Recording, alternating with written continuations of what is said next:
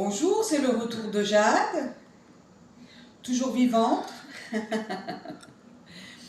Alors j'avais prévu quelque chose aujourd'hui de particulier et en fait j'ai changé mes plans, donc c'est un peu de l'improvisation. J'espère que je vais quand même retenir votre attention parce que déjà je voudrais vous remercier tous ceux qui ont vu la vidéo, qui se sont abonnés, qui ont partagé. Donc pour une anonyme qui essaie de faire entendre sa voix parmi les invisibles, c'est déjà pas mal, plus de 80 vues, 11 abonnés. Donc je suis totalement débutante et c'est Joy donc qui se charge de l'enregistrement. Moi j'y connais rien, je suis complètement larguée. J'ai un certain âge, 9 ans, donc Donc c'est pas évident. Voilà, je voulais réagir et remercier une personne qui s'est intéressée à la schizophrénie et qui a demandé c'est quoi le quotidien d'une personne schizophrène. Le quotidien d'une personne schizophrène, c'est quelque chose de très compliqué. Les choses simples de la vie sont difficiles à réaliser.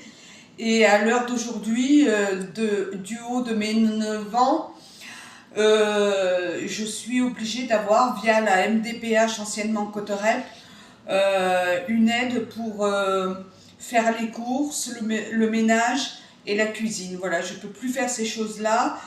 En plus, un jour j'ai posé la question à mon psychiatre, combien y a-t-il de formes de schizophrénie? Et il m'a répondu autant que d'individus.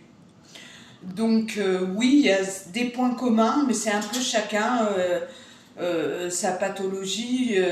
En fait, le point commun, c'est sans traitement, il y a les délires et les hallucinations. Grâce au traitement, on est stabilisé, mais ça n'enlève pas tous les à côté. Déjà, il faut savoir qu'il y a les effets secondaires du traitement et qu'on ne trouve pas un traitement comme ça du jour au lendemain. Ça vaut des séjours en psychiatrie et des traumatismes qui ne sont pas évidents. Et on a un minimum de vie sociale. Personnellement, je coche toutes les cases parce que j'ai des maladies dans la maladie. Ce qui est caractéristique à tous les schizophrènes, je dirais, c'est la dépression.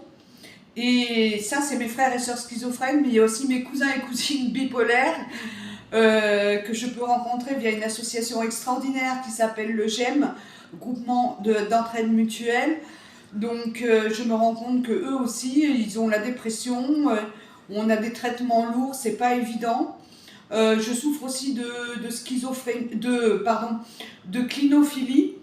Alors effectivement, ça se ressemble. C'est le fait de rester allongé sur son lit, et ça touche aussi bien les schizophrènes que les bipolaires, que les dépressifs qui n'ont pas d'autres pathologies. Et voilà. Et en ce qui me concerne, il y a aussi l'agoraphobie. Donc c'est pour ça que là, pour faire la vidéo, c'est mon ami Joy qui filme avec son téléphone et qui s'occupe de tout ce qui est technique. Alors ça reste amateur, hein, je suis désolée, je n'ai pas de sponsor.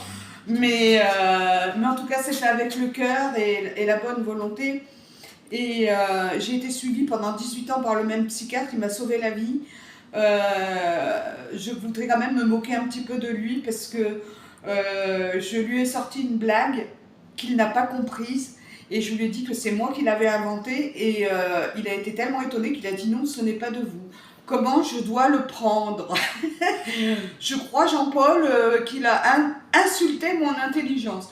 Bon, alors, je vais vous finir, je reviendrai vers vous pour vous parler d'autres choses qui me tiennent à cœur, parce que j'ai tellement d'idées que c'est difficile d'exécuter tout en même temps. En même temps, on fera plusieurs vidéos, puis voilà.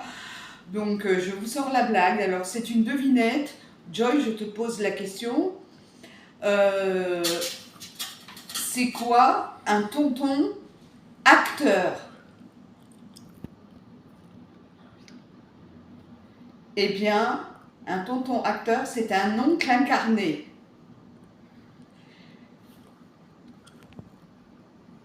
T'as compris, Joy? Oups!